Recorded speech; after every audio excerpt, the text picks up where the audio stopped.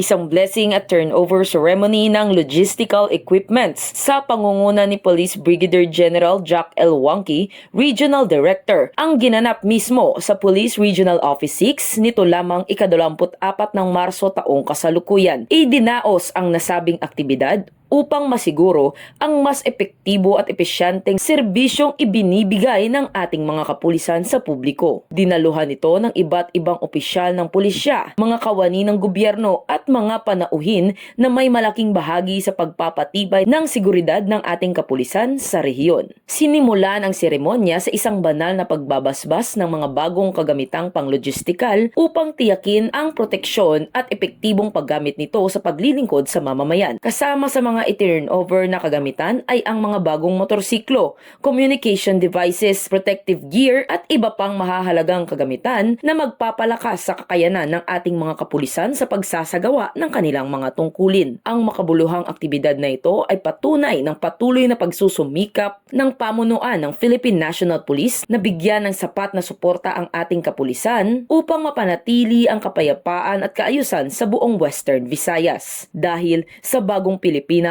ang gusto ng pulis, ligtas ka. Mula rito sa Police Regional Office 6, ako ang inyong PNN Correspondent Patrol Woman Justin May Halyores.